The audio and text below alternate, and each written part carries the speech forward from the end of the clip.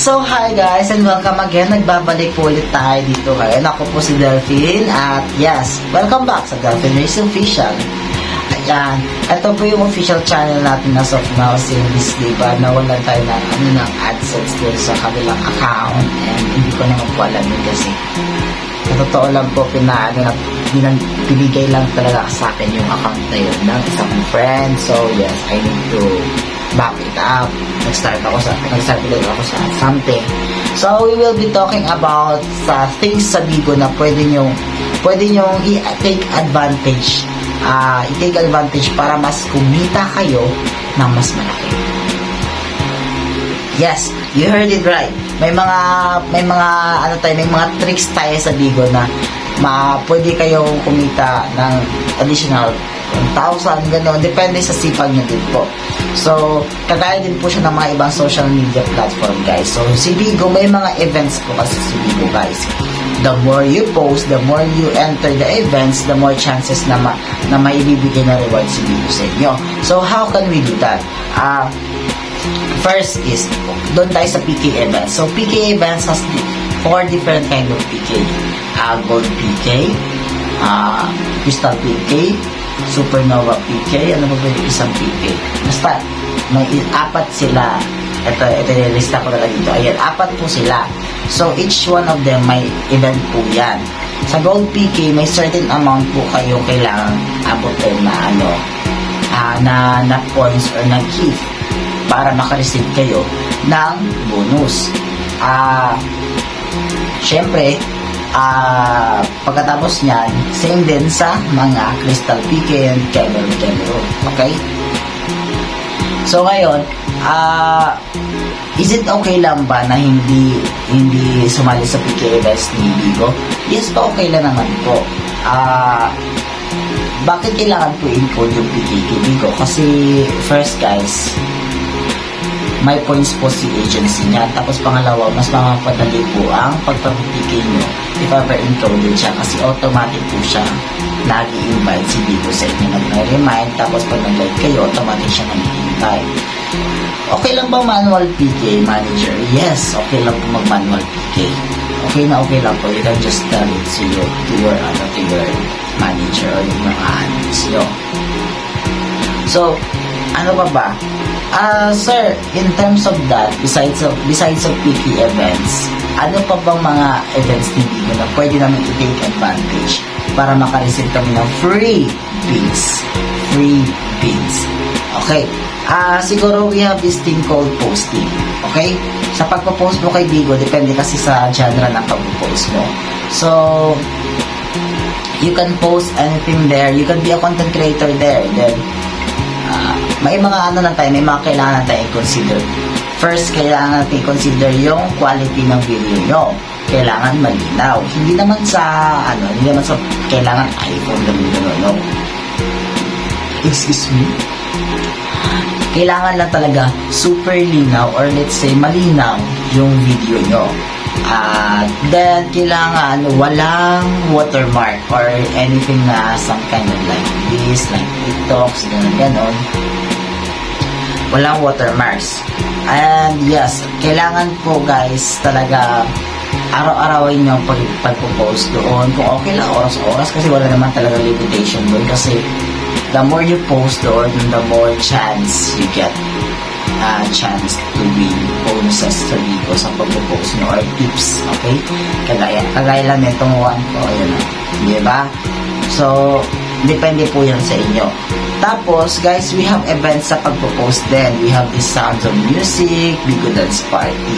Kung sumasayaw kayo, like nag-TikTok, since we know may bagong feature sa TikTok ngayon na kahit hindi nyo pa siya ipopost, pwede nyo siyang i-download na without watermark, which is advantage for us, mga viewers, na pwede natin siyang i-download muna bago natin i-post.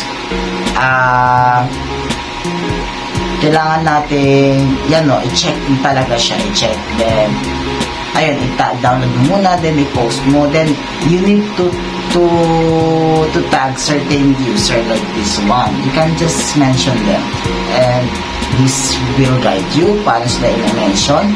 And yes, that would be all So, sa next nating, sa next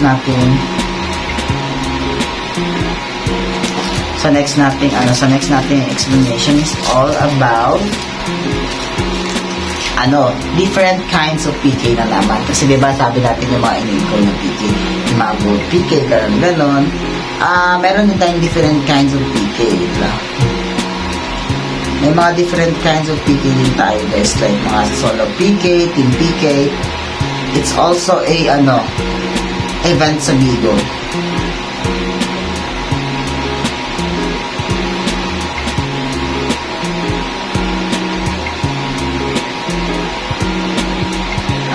Event din siya sa Bigo.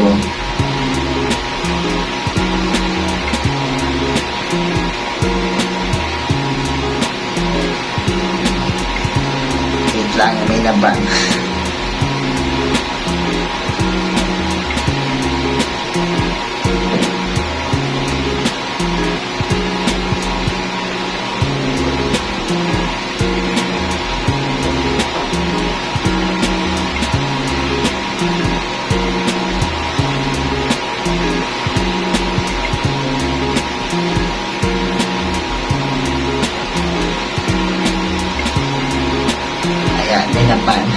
So, may mga klase tayong PK ha. Yung PK na mga event type gold, yung next PK that is a solo PK only. Solo live PK. So, ano pa ba yung mga ibang PK na pwede natin isaligan at take advantage natin para manalo tayo ng mga gifts, ng mga pins, bonuses. Ayan. We have this thing, Team PK. Ano pa ba? Multi-guest PK. Okay? Multi-guest PK. So, yung dalawa na yan, parang similar rin sila. Kaso nga lang kaibahan nila. Si Team PK, you only have 3. You can call another 2 para maging team kayo. Then you can PK with another 3 person. Okay? Then, tapos nyan, we also have this thing, multi-guest PK. So, paano nga ba yung multi-guest? Multi-guest is parang nagso-solo live ka rin kasi alam pwedeng umakyat yung another 11 person sa live mo.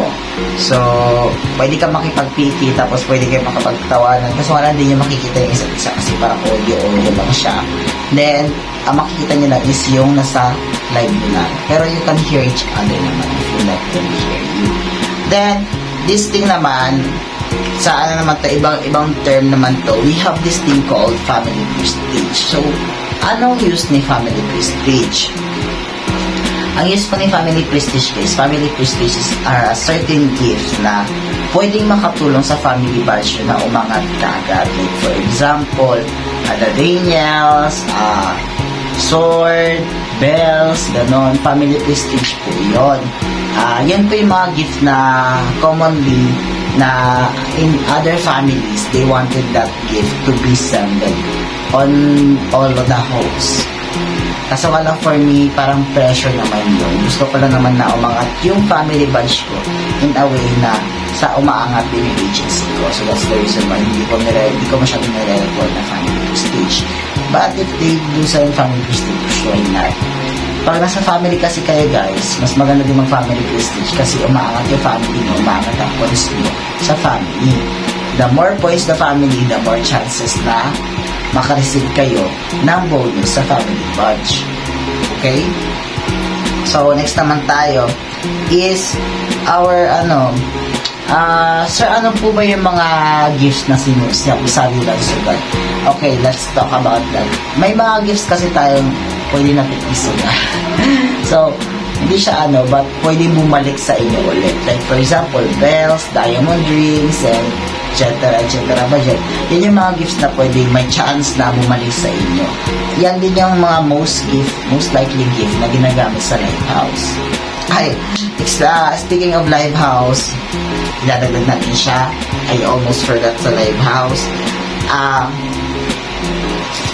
So, sa live house guys is ano nga ba sa live house? Live house is an event sa Bigo na kung saan you will be performing about 15 to 20 minutes. Depende kung anong klaseng live house ang papasukan niyo po. Kasi, bakit maganda din mag-live house sa Bigo? Kasi may chance kayo manalo ng 10,000 beans, 6,000 beans. Depende kung anong premyo. Minsan, merchants, Bigo. Minsan naman mga freebies, Bigo, ganon, discount, ganon. So, depende sa live house na sasabihan mo yan.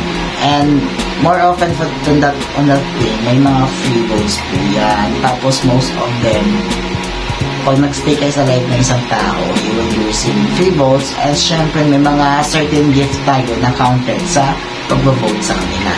Most of that gift is bells. Pag nagla-live house talagang sikat na sikat si bells sa gift.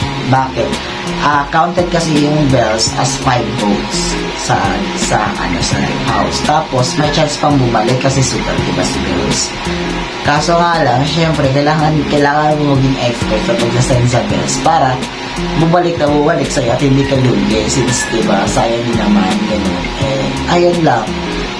Ganon lang talaga sa Bigo. And then, yes, marami pang mga klaseng events sa Bigo na pwede mo salihan. Like, for example, billboards, Mr. Bigo, Miss Bigo. There are lots of things there. May mga competition dyan, like pa-premyo Gcash, ganon. You just need to explore Bigo, guys, on your own. Kasi, pag in-explain ko siya sa inyo, you cannot really know what is Bigo.